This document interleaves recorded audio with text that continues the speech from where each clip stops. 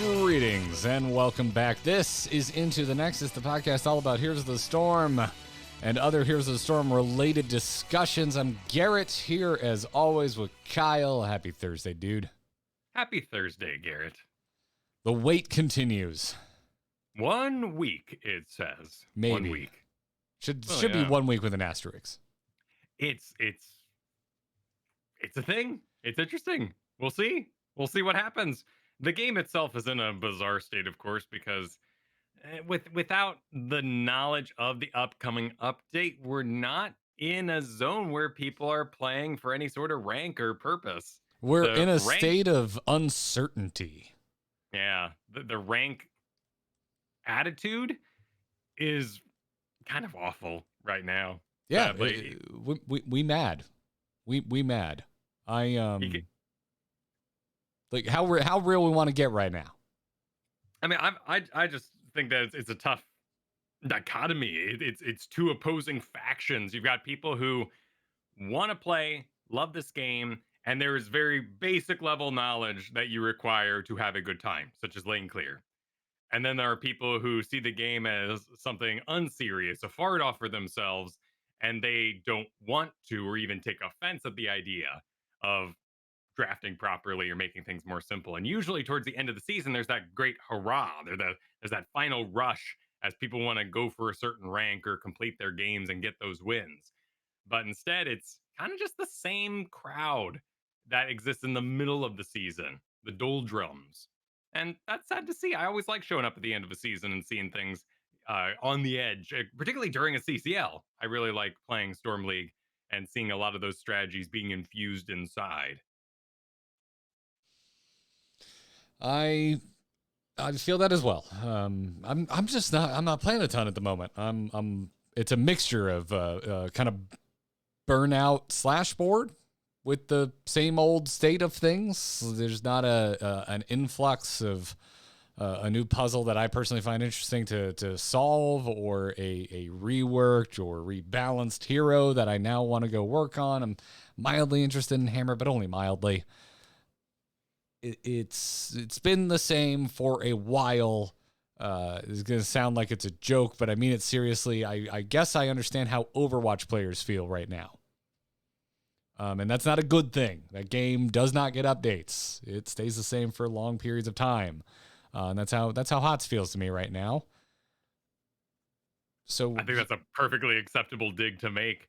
We have a lot of games that require live updating. And it's interesting to see how games are adapting to this.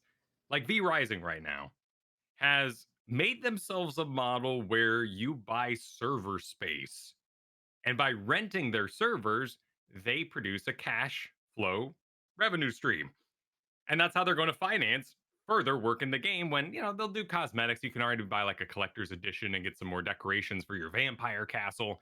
But ultimately, the game, once you purchase it, is done. And there's going to be that game to play for however long with however many friends you can wrangle in and that sort of thing. Now they have an interesting back history with Battle.Right, where they basically abandoned it, for lack of a better phrase, to work on this new thing, which I think ultimately is superior to the Battle.Right product they had created at that time. I completely forgot about Battle.Right and did not realize that it was the same studio that made V Rising. But oh boy, howdy, did Battle.Right not pique my interest at the time. So it's not surprising to me that I don't remember it. It gave me pause before I purchased, and invested in V Rising, because that was a game that was decently fun. I'm not a huge fan of purely PvP radial combat. There's a lot of games like this. I'm trying to think of a name of one. There's one that's been on Steam for since the inception of Steam. But you're usually a little dude, and your mouse controls where your guy aims, and you fight hordes, like Insect Wars or something like that. Yeah, well, in this case, I mean, Battle.Right and even V Rising, it's like MOBA adjacent, but also Diablo and ARPG adjacent at the same time, for multiple reasons. I'm still surprised how much a game like V Rising reminds me of something like Heroes of the Storm, and how some of those skills translates over, even though I am not playing it as a PvP experience, I'm playing it as a PvE experience. But there's such a reliance on things like skill shots in that game that it scratches a hot itch for me a decent amount, while being so much more relaxing, which is funny for a game where I die a lot. But it's so much more relaxing than Heroes right now because of the unrest, I would say, within the community at the moment. I too have experienced some salty fellas in Heroes of the Storm. It's a shame. Like, one game I played last night even was just a devolving into argument about whether or not Li Ming can lane clear mage, and she can't. Someone made the cardinal sin of suggesting we need a mage for our last pick. We need a mage. We need a mage. Pick a mage. Pick a mage. And of course, in their own salt, they probably picked Li Ming because it's a fun mage, knowing full well that they weren't going to be clearing mid on Dragonshire with that much. And so over the course of the game, they continue to argue back and upset the Vala, and then the tank tilted, and I'm just top lane hogger, like, well, getting giant slammed by Sonya, who's 3 levels up now, acting like she's, amazing. And I'm just like, you didn't earn anything. I won this lane. Get out of here. I have been in that position, man. It's the nature of a PvP game. I think that V Rising inserting kind of the building element into it adds that gameplay loop that I think a lot of people enjoy with products like XCOM. You got your gameplay, you go back, you organize your stuff. And I think that's a very primal thing. You go out, you get hunt and gather, you bring your stuff home, and you put it in nice little boxes, and you feed your family. Like, ooh, I wish I had that drive in real life, because my office is an absolute mess. But that's your safe space, right? Like, once you're home, it doesn't have to be clean. I guess not necessarily that you're effective when you go to Publix or something like that. It's different. Different people have different jobs. Thank you for translating this into Florida for me. Absolutely, you're welcome. You're welcome. No, that's a whole another side philosophy thing. Like, how we tend to discredit people who stay up too late at night. It's like, who did the watch? Who did the watch long ago? We're all like, oh, you're really slacking, not up by 8 a.m. It's like, well, people have different sleep schedules. I'm sure there was a time period where this was extremely beneficial. What you gonna do, man? What you gonna do? So how are you feeling, man? Like, what do you expect is gonna happen next week? Honestly, I do not expect a hero at all. I think that the pipeline is currently not allowing that level of project to go completed. I think that new heroes insert a lot of content because they compete in the meta, they take bans, they move things around so drastically that it would be an extremely healthy thing to do. The same thing comes with another map if they ever did that. What I'm hoping for is an aware patch. And I can see that happening. I see a patch happening. I'm concerned it won't be aware. And that's not a dig on any developer. That is merely the time they have and the reality of the situation. There is a lot of pre-thought and strategy, decision making, and study that goes into making a good Heroes of the Storm patch. And we got that with Kofel. We got that with AZ Jackson. We've seen those a lot in the past. But to ask a WoW developer or a Classics game developer to be watching CCL and be aware of the upcoming Hammer situation is a very tall order. And, maybe they listened to the last episode, they're aware, but still, that was an hour, 15-minute show. That's a lot of time. And I know when I'm listening to audio programs, I can't type, and who knows what they had to type. Well, so, we might... Kyle, at least we make it easy for them by getting to the point. Yes, of course. I apologize for my rant about night owls. I should have just gotten straight to the patch. That's what we'll do. We'll have a for developer section. We'll cut it out. It'll release in its own show. Letter to the developer. just go with letter to the developer. That's great. Yeah, I mean, it's also it's possible that there is that awareness, and whoever is leading the charge on whatever balance changes are coming down the pipeline. That might just be they don't want to be public facing. It hasn't really Absolutely. seemed like that's a requirement of the job. It just seems like the last couple of balance designers we had felt like being vocal about their involvement. You can't do this in a vacuum, though. And I really do. Side journey first, and then I'll get back to my thought. I've been thinking a lot about the past. I've been thinking about Dota in the Warcraft 3 engine and how, with World of Warcraft as well, and Thoughtbot, we tend to romanticize the past video gaming as this meta free time. But that's not true. There were still forums where people would get together and decide what items were best and how they could get an edge in their game. And without patch notes, they had to make their own discoveries. And they're like, oh, damn, did you know Impaled just jumped up 100 points of damage? Oh, I didn't know that. I'm totally taking the Anubrak model. I think it was a Nerubian Assassin. I'm going to do that this weekend. And then a new hero would come out with no announcement. Just, you download a new version of the game. There'd be a new hero in there. And that would shake up the game dramatically, whether or not you were aware of the meta. And that's a conversation that's also being had throughout the age of the internet is how many people actually consume content. You have a ton of World of Warcraft players, and how many of them watched a video? How big is the burden for them to know the stuff before getting inside a dungeon when ultimately, like, most people don't absorb content before they play a video game. They just play their video game and they're done for the day. Don't even read patch notes. Yeah. You go back to V Rising, and a whole week went by, and I was like, oh, there was an update. Oh, that's Yeah, why you my can hold ability is more not working rocks so now. well. That was great. I don't know what else happened because I don't read patch notes for a game I'm just casually enjoying, but you can hold a lot more rocks. I'm not sure you can. I think the owner of our server may have messed with some things. Oh, and That allowed us was to. not in the update. And I also messed around with my own private server this week, and the stacks are just as small as they used to be.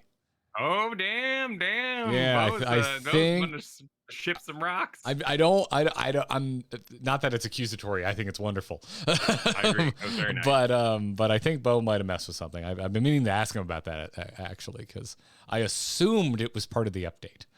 But I definitely don't mind not having to check on my castle so often to make sure it doesn't decay. Can you tell I've been playing V Rising? Well, yeah, and it is a adjacent enjoyment to a MOBA. It's a MOBA that's taken into kind of a Diablo crafty sort of survival sphere, and it's really good. Y'all should be playing it. It's wonderful. At any rate, my original point being like that content stream is something that I think all games are struggling with right now.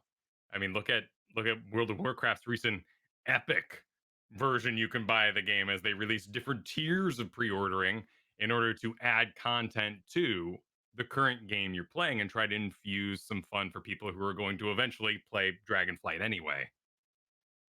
Yeah. I look at WoW as someone like not involved with it for the first time in a long time. I think they're doing a decent job. They got the 2.5 patch out there, and it seems like all all systems go on Dragonflight. It's been interesting watching the talk on that this week. I think they're going to hit their date. A lot of people are being skeptical about them getting this game out by the end of the year, but I think they'll do it. And but getting back to Heroes, I'm kind of just expecting it to be just another standard balance patch, and that's kind of it. They're gonna reset the ladder, standard balance patch, some light nudges, a la like what we saw with Thrall, I think, are what we're in store for. It's kind of what I feel like I've been trained to expect with the last close to year of patches now. Because I think very math heavy in that way. Yeah, it's fine tuning, not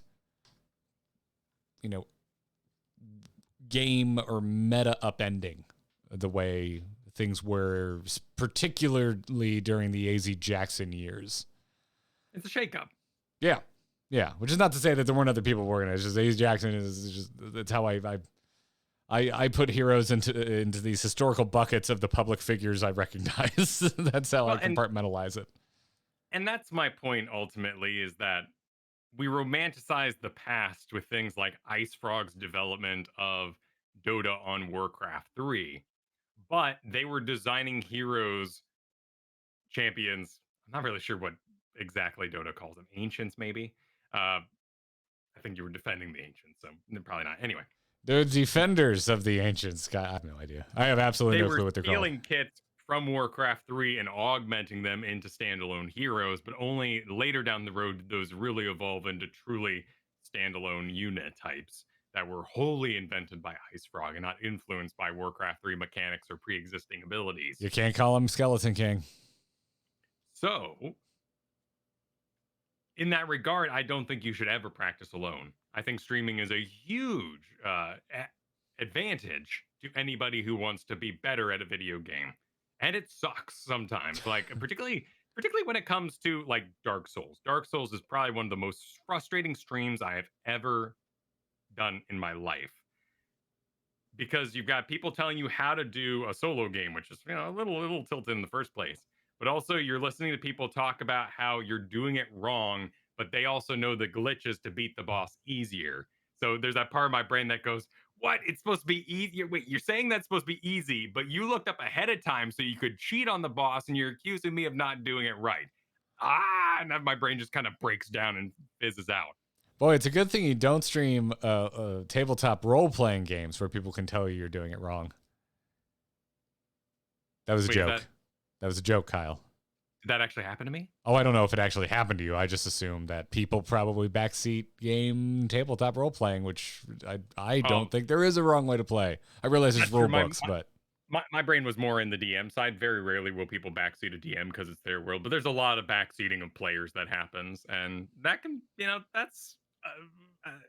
because you're role-playing there, you shouldn't be reading chat. It's a little different when you're solo queuing into Storm League. Are we still backseating in Heroes of the Storm, or has the meta been so set for so long we don't feel the need to bother anymore? Or just let you lay by the road here because you're just not going to figure it out anyway. We've given up hope on you, so we're no longer going to give you instruction. I don't think that's true. I think the joy of streaming and talking about something like Heroes of the Storm is there are so many moving factors that there can be a lot of but ifs and no buts and yes ands in that conversation. So you can actually talk to your audience. You can be like, that's true. However, bottom was losing, therefore Hogger's not going to beat a 3-level up Sonya. Like this isn't my fault at this point, but you make an interesting point about how I could have countered her should those numbers have lined up differently. So you mentioned a really standard balance patch. That would be pretty disappointing to me if we saw the old math, which is internal stats. I don't want to see just a little 1% buff to Malthael's health and 2% damage over here, because that to me just says someone went to the machine and it spat out the code and you go in and put it in. Which, with things like Dali in the world, is kind of interesting. We might enter a sphere where, you basically give it all the graphics and you say, make a Warcraft here. And it's like, well, yeah, of course. Let me just take these names I've just downloaded from all of Wowhead and I'll put that together with this and we'll just combine. The AI will make us a video game. I hate the sound of that. I mean, ideally someone comes in and like cleans it up. Like, was it kit bashing you were talking about a while ago with painting? Well, kit bashing can happen. It's more of kit bashing goes all the way back to movie models, like practical movie models. A lot of Star Wars ships in the original they were just taking tons of random model kit parts on top of some custom fab to make those ships.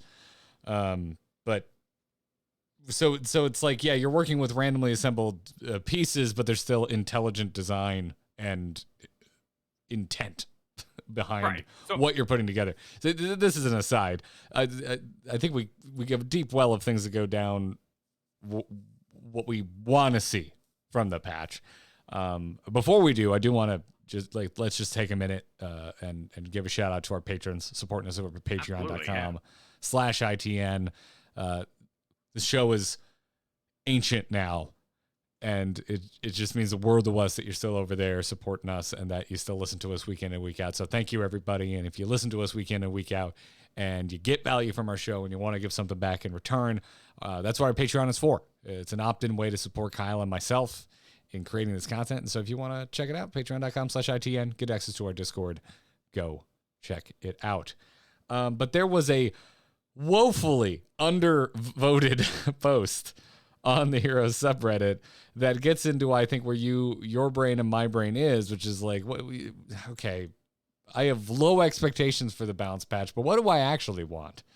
Because there was a post over on the subreddit also kind of talking about the same thing, and I like some of the ideas in here. But really, I just want to ask you, Kyle, forget what you think it'll be.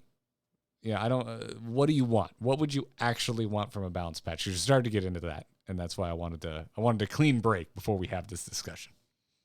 Absolutely. This had a lot of interesting ideas in it. The community has several ideas, and the best thing is these are all coming from different leagues. Did you want to do kind of the community thoughts first, or just kind of have me go in what I want?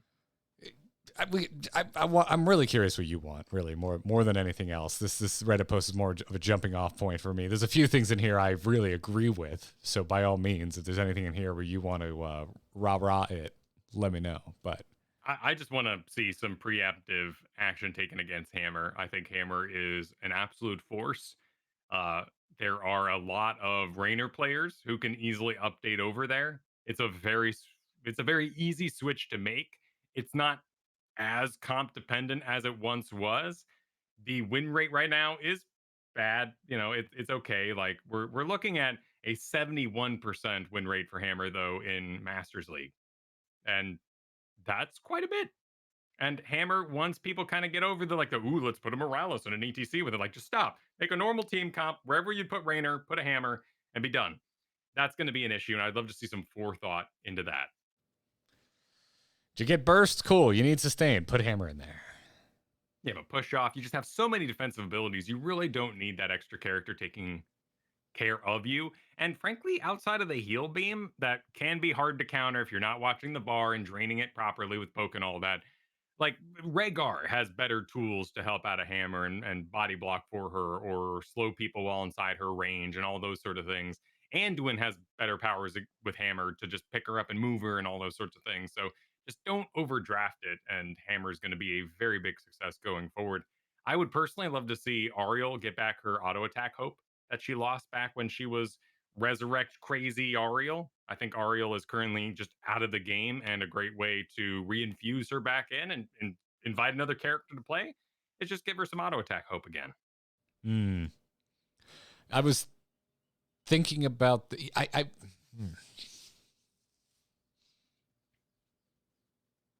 haven't thought about Ariel because I don't play Ariel, but used to play a lot with our good friend Derivo, who used to be on Ariel a lot. So I would like to. I'm with you. I'm all for that. Give that hope generation back. I was surprised when I sat down and thinking about what we're going to talk about today, and I knew it was heading in this direction. And I've some old favorites. I have some classics. If Into the Nexus was a band and we had a crowd chanting for a song, I think my request would be, hey, please play "Make Arthas Good," because I think that's my hit, Kyle. I've been singing that tune for a long time. That's the obvious one. When I sat down to actively think about what I would actually want to see in the next patch, I was surprised that the thought that kept coming up to the top of my brain was give Li Ming back lane clear. It's a popular song. I would say we plan that about the other burst in the game. They have lane clear. Why doesn't Li Ming get to have lane clear? Because she's fun. Like that's a really bad argument to make. Like we need to destroy the comp quality because Li Ming is so popular and fun that she couldn't possibly be in every game. At this point, I'd say do it. And that exact thing happened last night with the Li Ming who was picked for lane clear and then couldn't. It's a very popular hero. We need to make sure that comps can be readily filled out. And when people ask for a mage, all the mages should be able to supply that. Yeah, Jaina's amazing at it. Kael'thas is great. Like, why Li Ming? Why does Li Ming have to suffer? Because she's a reset fight machine and she deals a lot of damage, and therefore, like, you can't have a Genji that also has lane clear is the philosophy. Bums me out. Just give her lane clear. Let's go. Let's push something. Let's push something ahead. And that's I think where my brain goes is that the last multiple patches have been so middling.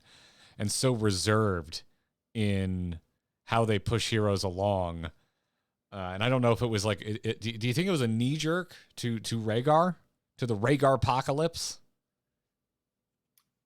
I don't know what happened on the inside. I love to hear the story. We clearly had a time right after the switch off where there was a lot of bugs in the game and heroes that were getting big updates released with powerful bugs like Stukov and Zagara. So maybe quality assurance was cut down, time wasn't allowed to research these properly. Who knows what happened there?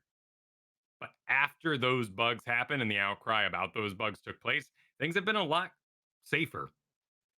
And I do wonder if that is just the bugs and fear of bugs, or if it's something like, what if this is the last balance patch and we don't want to leave it in a state of unrest? Because I agree with you. Like, let's just see what Li Ming can do with lane clear. Let's see what that meta looks like. Let's see how that evolves things. What's the harm? Well, maybe the harm is that we would forever be in a Li Ming dominated meta. And that's where my brain goes with things like Phoenix. Tracer a little bit, but Tracer's been making her way down, particularly in the Masters League areas. Lots of that is bans, but Tracer is pseudo under control, and same with Zeratul. But Phoenix is a really interesting case study because his win rate is absolutely bonkers in Masters. You have very few games played naturally. And that means that, we go and think these guys are very solid, blah, blah, blah. But a 90% win rate for Phoenix in Masters right now. It's trickling down. He is on upward momentum in all leagues if we look at HOTS logs. So there's something going on there. So if your restaurant is propped up by a single food item, can you change it? What's the single food item in this analogy? Phoenix. I don't know, donuts or something like that. Well, what about Hammer? Hang on, my analogy's falling apart. Let me bail on the analogy here because I think I was about to do something like Dairy Queen and hot dogs, but you're there for a blizzard. At any rate, I think that's it's an interesting concern to me that can we and should we nerf Phoenix when it is the item people are coming to Here's the Storm for? Like, let's say you love Tracer. If they went through a nerf Tracer today, would they drop off of Here's the Storm? Would it just be bad for business? Because Here's the Storm is supplying a hero type that no other MOBA has. And Phoenix is very unique in that way. Like he's a very interesting character design, and those that are good at it do a ton of damage and then finish you off with a Planet Cracker or a Silo, which kind of has that like Lunara-esque I killed you from really far away, how intoxicating feel. Feels a little paralyzing to frame it like that, because then it's like, well, do you make any change ever? And they probably don't. Is what I believe is going to happen. Yeah, and where's the line in the sand? Who's not unique enough that we can risk nerfing them? It's an interesting thought, but it seems like it would be very limiting in what change you could affect in a game like this. And if you're ordering at that restaurant, they always suggest something else to you. They go, no, we're all out of steak today, but have you tried our fish? And you go, you know what? I haven't. I'm going to stay here. I'm not going to storm out of the restaurant. And without new fishes to try, can they do nerfs on really particular heroes today? Like, could they do a full-blown Murky Apocalypse, as many know it? People loved Murky, the old form of him. Not a lot of people, well, people still enjoy Murky, but the same people that enjoyed old Murky don't enjoy current Murky, and same thing with Sylvanas to a degree. I love new Sylvanas. I never really liked the old Sylvanas, but there's those who just straight up abandon the hero. Without that new fish to offer, that new hero, can you do dramatic change to a well-beloved hero when it's really niche, like 90% win rate, 21 games, like one person out there is having such a good time? They've done it with most of them. When you think about it historically, Phoenix and, well, I guess Phoenix is kind of it, right? They even went for Probius, for crying out loud. Probius was the poster child of niche picks. And they did a proper Probius rework. That's true. 6 games played, but it's true in Masters here. Now, of course, I'm taking the most extreme stats in an extreme environment here to, help make my point, but Yeah. it is an interesting one. Like Kerrigan is risk adverse and there's a lot of draft requirements. But when I see Phoenix and when I see Probius, it's just thrown in. It's just like plug and play. Someone's there to play that very thing that night. And I would be very interested to see how they would touch up those heroes. And I believe not at all, which is going to leave us this weird kind of baseline area of specialized heroes that I think are going to be really good to invest in. Like, if you wanted to learn Phoenix, now's a great time because there's a very low likelihood that he's going to be touched at all. Your skills will translate far into the future. I have a duo, and maybe you can think of more so we can make it a bundle that I'm calling the keep going line of thought for where my brain's at in changes I would like to see. Because last patch last couple of patches we saw changes to Alex Straza and Thrall, and we saw it. To me, it was like the scene, the cheesy scene in any hospital drama. These heroes had flatlined, and they did the charge paddles, and we finally saw just a blip on their heart rate. Like there's signs of life with Thrall and Alex after the last two tiny little changes that they threw their way. And that's the other place my brain really kept going to when I was thinking about what I'd like to see from the next patch, which is I'm looking at Thrall, and I'm looking at Alex Straza, and I'm looking at the subtlest little changes in the last few patches, and I just want to say, keep going. You're not done yet.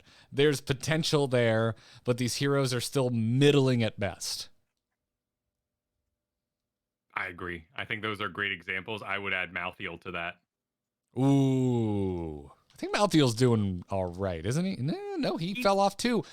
All three, those are all right. We made a bundle. Those are three heroes that saw a positive increase after their tiny little changes, and now they have just slowly fallen back down.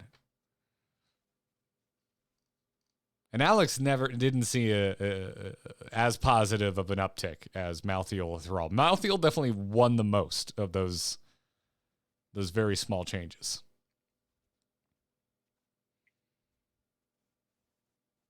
There was some calls in this Reddit thread to give Malthael building damage, which I think is only essential by comparison. Really, I think you just take away building damage from Kira and we all shut up about it. Oh, that's a good point. Well, a lot of other lane pushing heroes like have decent siege. Malthael has truly awful, laughable siege. Yeah. And no other way to up it. Like he has no way of like empowering minions around him. Doesn't even have like mercenary lord for crying out loud or some version of it. Which I get from a thematic standpoint doesn't really make sense for Malthael, but like why does Malthael can push a lane damn near as good as Azul can? Why is it that Zul gets to absolutely wreak havoc when he gets there, and Malthael's just like, well, I've done all I can do. To me, it's in line with my thoughts about Li Ming. It's like, well, why does Jaina get to bring the burst to the party, but can also clear a lane, but Li Ming just has to stare at those minions and go, well, I don't know, I can hit Q, I guess, and slowly get there. Right, we're already reading a book on Reaper's Mark. I mean, this is 4 lines of text. If you wrote in here that it deals and 32 damage to buildings per second, like that's all we're asking. We don't need to like equate in the percent or get weird like that. It's just that comparison to Kira always comes to mind. Granted, Lunar has it too, but we're talking a melee. And I think I really do think that the solo lane is in a really healthy place. It's just that when you win your double soak, which isn't that popular right now, actually, because we're trading out ranged heroes when we see double soaks. There was this really interesting game this last week, and actually the video just went up on the youtube.com/heroes hearth, a Nazebo game. And in that game, what they did was Tomb of the Spider Queen Nazebo. You're gonna double soak, you're gonna get sweet points. But he can't step up to get the gems. So what they did was they drafted a Blaze that was going to co-soak with him and swing by basically on mount and grab the gems that Nazeebo couldn't get. And by staying mounted, Nazeebo clear lanes, Blaze just emerges from the bush, grabs the gems, and then leaves. Blaze is more mobile and can visit the bottom lane where all that action's happening. And it was a double soak top. So we're seeing this really cool exchange back and forth of I'm going to double soak. Well, I'm going to take a range assassin. Well, you can't body me in the lane because I'm going to be able to step up. Well, I'm going to have another bruiser come in and do the bodying part. Like, it's just really, really a good equation that people are solving. And I think we can even take it deeper and we can continue to explore it. But something like Malthael, when you win, when you do all you can and you've won that lane, and then you get to the wall and it says game over, and you're, what should I do? And the game goes, I don't know. Go to a Merc camp. There is no Merc camp. I'm winning the game. Well, I don't want you to win more. Well, that's a feels bad moment.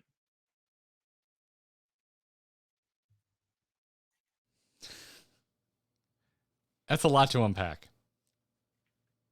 That's a new strategy. It's a really cool idea to counter double soaking, and double soaking is basically going away right now in the CCL, which I think is healthy. Like, double soaking was not. It wasn't pretty. It was fun if you won the draft, but winning in the draft isn't a good thing a lot of the time. The best was when the drafts, I don't know, where you got fairly equal power level because of the skirmishes that double soaking allows, but it was so rare that happened. You're right. It did frequently feel like it was a draft win. No. On top of the fact that a lot of this just doesn't apply to the home game. It's very hard to coordinate a double soak with a pickup group. Right.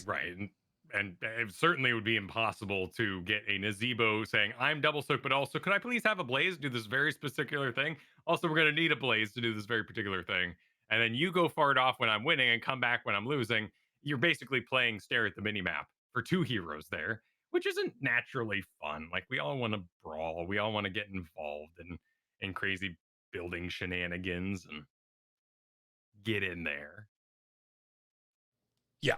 Yes, I think the grand theme of my thoughts for the next patch is I hope it's not like horribly CCL focused. Like give me some stuff for the players at home.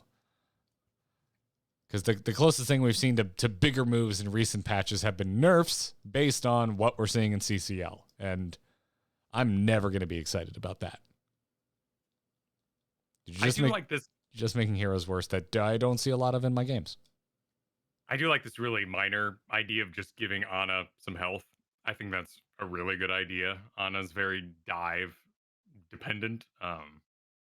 It's really not a meta where you're going to late pick your supports because Rhaegar and Anduin are so good. I haven't yet gotten word why Stukov has dropped off the meta. I don't know if it just got so many bans, no one's practiced. I'm actually going to ask that tonight in my interview for this weekend. Because just Stukov's gone, which is honestly fine. Like, if you've been playing support, you were playing Stukov for a solid year there. His skills don't really translate to other heroes, so I could see it being a sunk cost if you're spending all this time training him and then don't actually get to play the damn hero. But that's an interesting thought. We got such thoughts as delete Junkrat. I love you guys. You guys are the best. Yeah, get Junkrat out of here. Dude, I had I almost my selfish thought with Ana is I enjoy her not being in the game. Get these Overwatch heroes out of here. I do think Crushinator was onto something with the nerf collision course on Blaze is 13. That is a lot of power, and that is a great place to just knock down Blaze a little bit. He's an interesting case because he has so much mid-game power. Think of your window into level 4, right? Like, that's not a long time for the enemy to really make an impact and change the game. So Blaze very quickly comes online and just grows exponentially in power. Every talent to pick nearly. I don't really like his 13s, but that's kind of a personal preference. I've heard they're great. That's fair. Yeah. That's another one. It's like I see Blaze every once in a while, but he's certainly not a pandemic in pickup games. So it's another one of those where I would just look at that and be like, it's a CCL change. It doesn't really doesn't really affect me. So I don't know. The one in the thread from the Reddit that I really liked was just any mention of Lily. Like let's just let's push Lily a little further. I think the comment in the subreddit was specifically talking about her trait. It was somewhat vague on what to change it to, but it was focused on the fact that the trait is like, hey, this really kind of depends on your enemies making a mistake and poking you when they shouldn't be poking you. And I feel that. Didn't really have a suggestion on what to give Lily in return if we were to kind of strip that out, but I like the suggestion of let's look at that trait and give her something that is more active on the player of the Lily. Because Lily's already passive. Lily's a fairly passive hero to play. There are ways to excel, but the heals are going to land. The dragon is a point and click, and the blinds are going to find their targets. So you could add more micro prowess to Lily, I think, without completely detracting from her more relaxed play style. I've got a cute idea. Hold for dramatic effect and while I look up things. Dramatic effect. Brewmaster's Balance on Chen. While at or below 50 brew, you gain 20% movement speed. While at or above 50 brew, you regenerate health 18 per second. So give Lily something similar. If she's not hit by something in an extended period of time, let her have an effect. And then when she's hit, she gets an effect. So have an either or thing. Yeah, Demonio, I don't think it'd be a terrible idea to just have an activated version of her skill. I believe she has one, or did. That would be, I think that would be a sizable buff, though, because that's why it's a mistake to poke Lily. You should wait until you have a way to combo and actually kill the Lily. Level 4, Safety Sprint. Cooldown 30 seconds. Activate to gain fast feet, 30 armor, and 30% movement speed. While fast feet is active, Lily gains 10 armor. So it's a very low pick talent because it's up against her Wind Serpent and Surging Winds. Yeah. Which gives her spell power, which gives her heal power. Yeah, imagine if you got rid of that talent and gave the activatable, but stripped the armor out entirely or something of that nature. I still think it would be a buff because then if you saw the combo coming, you would be able to react to it as opposed to now, which is, well, they didn't poke me, so I didn't get my movement speed, so I got. I like the idea of Nazebo's Superstition, where he has all that spell armor, but turns off if he receives an auto attack. I think it'd be fun to take fast feed and divide it up either or based on auto attacks or spell damage. When taking damage, your basic ability cooldown is refreshed 50% faster, you gain 10% movement speed. Like, what if instead, when you're hit by spell damage, you get this, and when you're hit by auto attacks, you get this? Granted, it's not solving the problem you're saying, that is, Lily getting hit is the only way to get this in the first place. So maybe baking in that level 4 talent is the best way to go about it.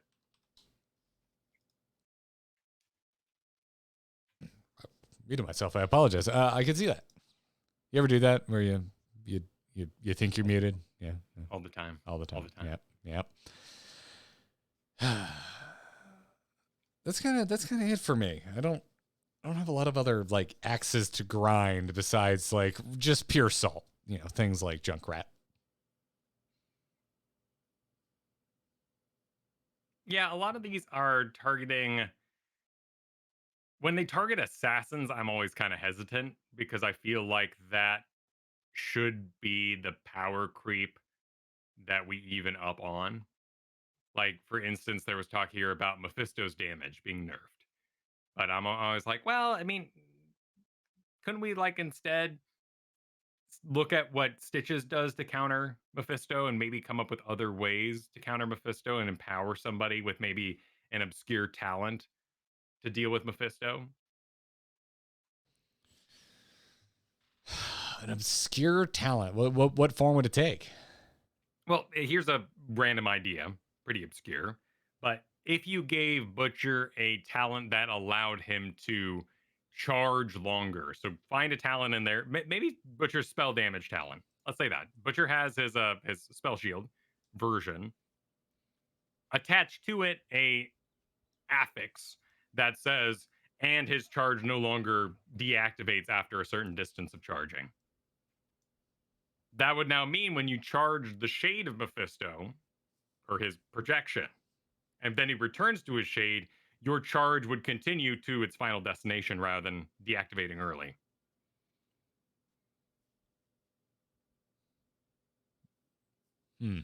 Might be a little obscure, so do you get what I'm saying? Yeah. Isn't there a way, though, we could still be able to turn it off? Because if you're locked in, that would be bad for the Butcher. Oh, sure. I'm more saying that, like, there's a distance where Butcher kind of gives up on his charge.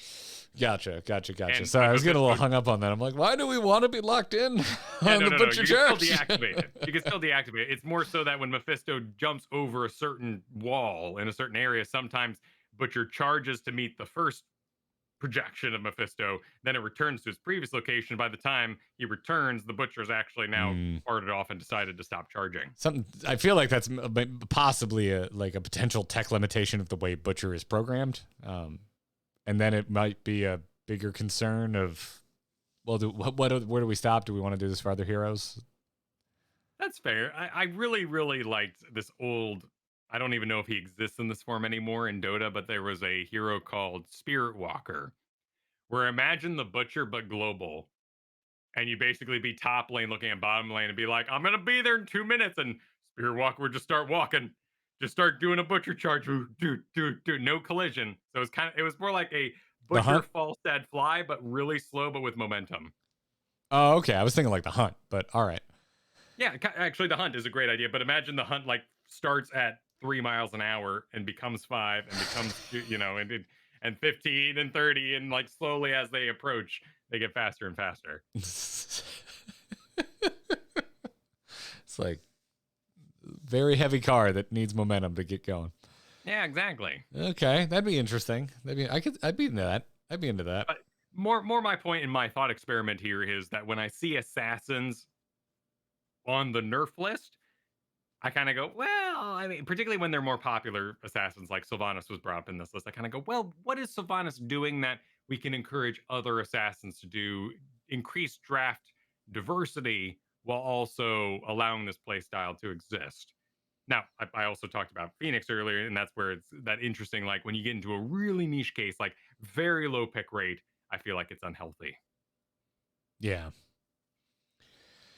Yeah, I think that's fair.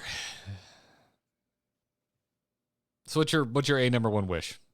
Of everything you talked about, what are you really hoping makes it in? I mean, content-wise, a big Arthas rework would just be a great thing to log into this game to play. I would just straight up enjoy that. We would just Frost Bros again. How exciting would that be? Exactly. Ariel would do that for me as well. So I want heroes as content. I want balance as content, and Arthas and Ariel are at the top of my list. Li Ming, Li Ming, I think, is at the top of my list. Weirdly enough, I really like playing her. I hate feeling hamstrung by just complete inability to macro. That's me getting like personal and selfish without the salt of my other personal selfish, which is just make Junkrats so bad no one plays them anymore. I don't want to go down that road. That's not a fun road. That's just me being grumpy. So, you want to take some emails? Let's do that. Darkness stopped calling. Darkness just texted me. It's not the over, it's a hero brawler! You can send your emails to itncast@gmail.com. If you're supporting us on Patreon, we have a dedicated channel in our patron Discord. Well, just for questions. Tile Drawn asked, what are some of the unique solo lanes that are great on certain maps, like your Rexar on Dragonshire or Abraxas, or Hogger on Alterac, examples like that. And then in parentheticals, Rag Warhead with a crying, laughing emoji. Any obscure ones you guys can think of? Rag Warhead was kind of my obscure one you stole, and also you're a bad person if you do that. I love it. You can't step, ever since the tunnel was added, you can't step past the halfway mark, and it's a lot more passive. Granted, you're lava waving, so it's more passive, right? Rag is an exercise in safety play. More on brand. Yeah. I just like stepping up, and I get myself in a lot of trouble on Rag Warhead. So it's something I really enjoy in the low diamonds, but I stop pretty fast after that point. Um, I mean, Hogger has a lot of applications. In particular, Hogger has some amazing bounce paths on the shrines on top lane Dragonshire. Like you can basically make a U between the top wall and the shrine. So you go bing, bing, bing, three bing, well, two bings, but you basically bounce around the entire um, shrine. And before you do it, what you try to do is you throw your loot horde, trapping them in the shrine. So you go bing, bing, bing, bing, bing, bing, and they can't even stand on it. And for the most part, you're going to touch it so long that it will decay at a rate slower than they can take it in a lot of cases when they're dodging back. And it's just frustrating. It's funny to watch them go, particularly if they're melee. As for other solo lanes, the really obscure ones that I enjoy is Hammer Braxis. I think Hammer Braxis solo lane is a lot of fun with a mine build. A little weird at this point. I think Cassia also does an amazing job on very dedicated solo lanes like you find on Braxis. If they are something like a Malthael, you can just poke them down. You can absolutely destroy by counter drafting range there. Yeah, I used to like Malthael on Braxis used to be a fun backup because with On a Pale Horse, you can actually go and show up by surprise sometimes. And at least in the middle leagues, it seems like a lot of folks forget about that. And they don't expect the Malthael to show up after he wins top. But people are just counter drafting Malthael with range at the moment. So that's not as effective anymore. Your mileage varies depending on the awareness of your opposing team at this point. Doribo in chat room saying Tychus still owns bruisers in a solo. Yeah, I think Tychus solo works really well on Cursed Hollow, where his grenade lane clear build can help cover those obscure distant lanes, and Tychus can split off. Otherwise, Tychus is a bit of an Odin bot right now, which is fine. And there's not a lot of situations where Tychus will need to solo the bruiser on something like Infernal Shrines, where it has a really dedicated solo lane. Yeah, it has that bruiser, right? Because otherwise the grenade lane clear comes online pretty late. So Cursed Hollow, Garden of Terror is a really good place for these, ranged assassins covering the third lane as obscurity and, endless brawling overtakes the rest of the three-man. Yeah. Yeah, I'm boring. I play the expected things in the solo lane. So I don't have a lot of personal. I do think that Diva still has her place on Infernal Shrines, and I think Diva's an absolute blast, pun intended, on Battlefield of Eternity because you can zone with the bomb. Your DPS on the Battlefield of Eternity Immortal is okay if you just want to go cover, particularly if you purposely bomb the enemy side and then run over with your Diva gun and start just DPSing out of your suit. That's a very, very fun play style.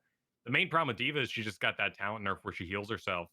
So she doesn't maintain her health in a doable way anymore. And you might have to like draft a Malfurion to kind of keep her topped off at distance. Now you have a Malfurion, which isn't the end of the world, but it means you have a very different draft. Makes sense. Well, hopefully we gave, hopefully Kyle gave you some good suggestions there, Kyle. Crushinator continues with last week's theme of absurd questions. Are you ready for Crushinator's shotgun of absurd questions? I'm ready. Which HOTS map would you most like to visit in real life as a tourist destination? I think we're removing, I assume, any threat to our physical being. Listen, this is your cornucopia, Kyle. You can make it whatever you want it to be. Yeah, well, physical health and mental health are equally important. I would not want to go to Battlefield Eternity because I think seeing giant warring demons and angels would break my mind. So I'll pass. But I do think that Hanamura Temple would just be nice. I think I'd really like to have lunch in Hanamura Temple. Cherry blossoms going. It does just look pretty. Yeah. It does just look pretty. I would want to go. You know what? I like salt water. I'd like to go. I never want to go there to fight, but I would vacation in Blackheart's Bay. Sure. You might get yourself some doubloons while you're there. I like a walk along the pier. Sucker for that. Get some fish food, feed the tarpon. Can you tell I live in Florida?